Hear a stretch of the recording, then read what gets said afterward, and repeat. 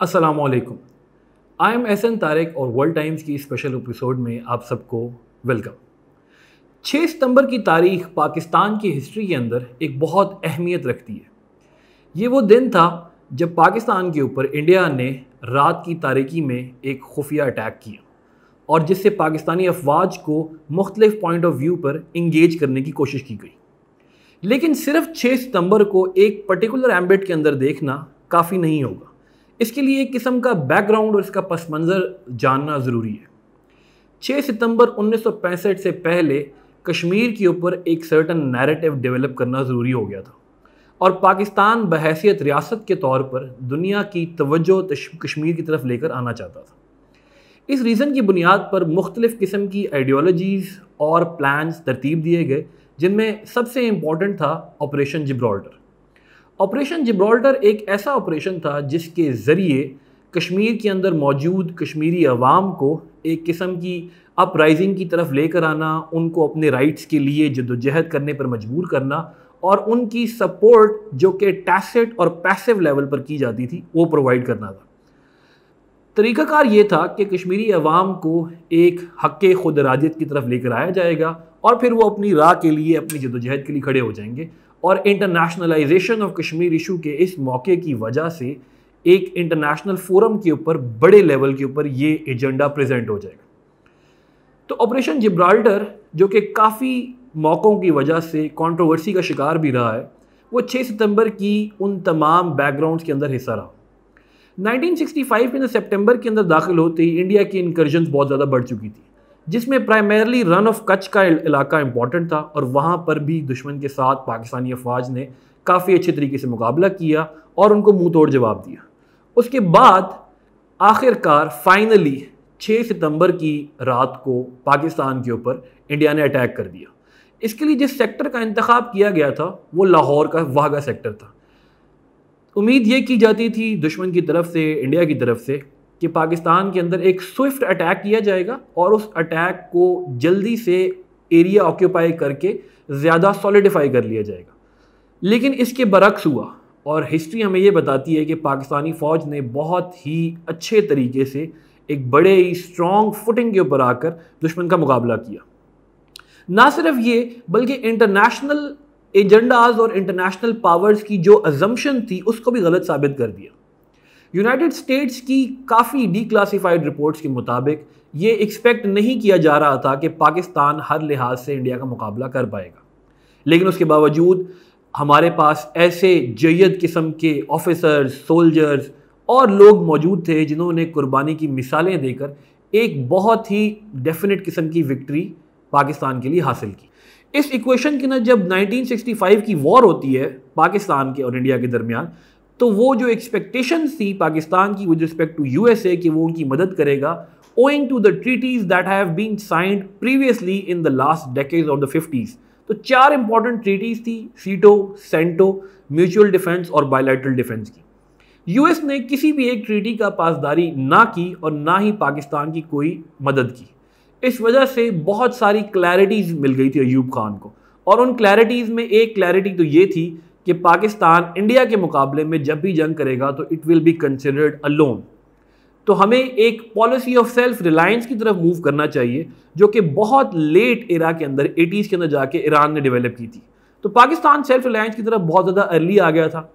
दूसरा जो important take away था पाकिस्तान के लिए वो मॉडर्नाइजेशन ऑफ द आर्मी था।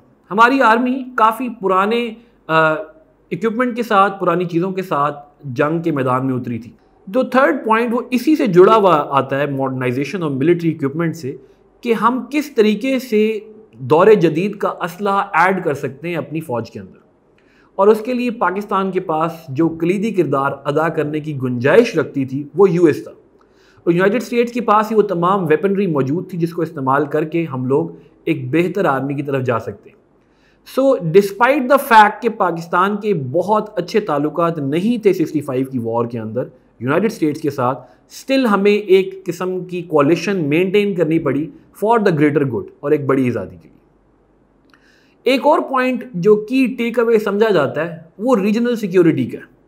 रीजनल सिक्योरिटी के एम्बिट के अंदर कश्मीर की एक बहुत ज़्यादा इंपॉर्टेंस समझी जाती है और 65 की वॉर और इसके बाद आने वाली जंगों ने भी इस प्री एमिनेंस को मज़ीद वाज़े कर दिया।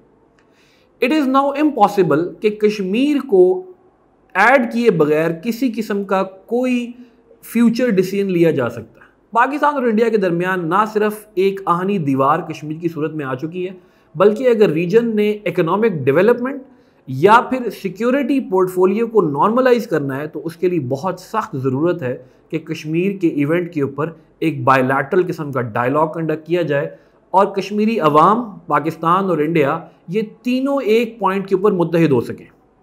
इन तमाम बातों से हट के अगर सोचा जाए तो 6 सितंबर पाकिस्तान की हिस्ट्री के अंदर एक ऐसा दिन है जिसकी इम्पोर्टेंस को डिनाई नहीं किया जा सकता। मुख्तलिफ मकामात पर पाकिस्तानी फोर्सेस ने अपनी बहादुरी और अपनी करेज के झंडे गाड़ दिए, जो कि आने वाली नस्लों के लिए और तारीख का हिस्सा बन गए। चवंडा के मकाम पर टैंकों की one of the largest battle वहाँ पर हुई थी, जिसने पाकिस्तानी फ़ौज का सर फ़ख्र से बुलंद कर दिया। इसी जंग के अंदर MM आलम ने 5 जहाज़ गिराकर एक वर्ल्ड रिकॉर्ड भी कायम कर दिया, जो एयर फोर्स के अंदर और दुनिया की जितनी भी एयर फोर्सेज हैं उनके अंदर एक बड़ा मुनफरिद मकाम हासिल कर चुका है। इसी तरीके से पाकिस्तान नेवी की काफ़ी काबिल कदर खिदमात रही हैं। इसके अंदर हमारी एक सबमरीन थी PNS गाजी के नाम से, उसने काफ़ी ऑपरेशन में हिस्सा लिया। अगर इस्टेब्लिशमेंट और मिलिट्री डिफेंस पोर्टफोलियो से देखा जाए तो पाकिस्तान ने अपने उन तमाम अहदाफ तक रसाई हासिल कर ली थी जो जंग के लिए किए गए थे। यहाँ पर एक पॉइंट समझने वाली बात है, जंग का कभी भी मकसद दुश्मन को नीस्तो नाबूद करके सफाई हस्ती से मिटा देना नहीं होता। जंग का मकसद दुश्मन को इतनी ज़र्ब लगा देना या इतना नुकसान पहुंचा देना होता है कि वो टेबल पर आकर बात करने पर मजबूर हो जाए। War is just another extension of policy, ये भी कार्ल फॉन क्लाउज़विट्ज़ की बात थी।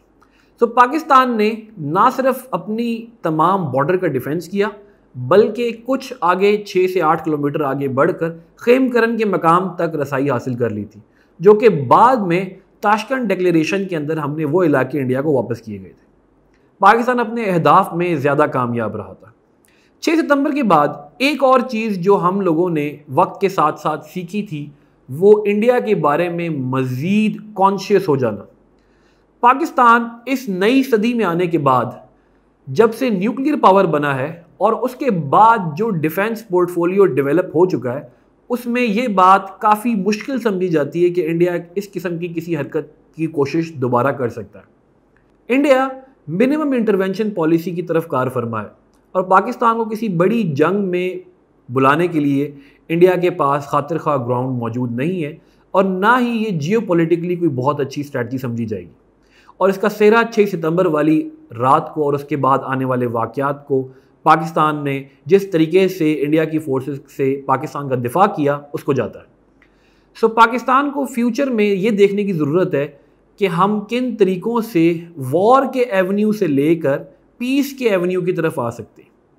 ऐसे तमाम राहें जो जंग की तरफ लेकर जाती हैं उनकी तरफ जाना ज़रूरी नहीं है।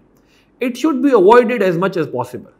इसी तरीके से वो तमाम राहें जो पीस की तरफ लेके आती, सलामती की तरफ लेकर आती, उस तरफ बढ़ने की ज़रूरत है ज़्यादा से ज़्यादा। यौम दिफा किसी भी कौम के लिए बहुत अहमियत का हामिल होता है। ये वो दिन होता है जब इंसान, एक शख्स अपनी कौम के साथ किए हुए उस वादे को दोबारा, उस अहद को दोबारा रिन्यू करता है जो उसने दुश्मन के बचने के लिए किया था। पाकिस्तान बहुत सारी कुर्बानियों के बाद बना था और उसके बाद भी बहुत सारी कुर्बानियाँ देता रहा है। और 6 सितंबर की कुर्बानियों को फरामोश कर देने का मतलब ये है कि हम आने वाली जनरेशन और आने वाली जितनी भी कौमें हैं पाकिस्तान के अंदर, उनके साथ आंख नहीं मिला पाएंगे। ज़रूरत इस अमर की है कि इस 6 सितंबर इस चीज़ का अहद किया जाए कि तमाम वो गलतियाँ जो पाकिस्तान 70 सालों के अंदर करता आया है, ऐसी कोई गलती दोबारा ना की जाए। एक अच्छे और ब्राइट फ्यूचर के लिए कौम को मुत्तहिद होना पड़ेगा, कौम को मेहनत करनी पड़ेगी, and people should realise the fact that national interest is above anything else. This is Ehsan Tariq from world time institute. Thank you.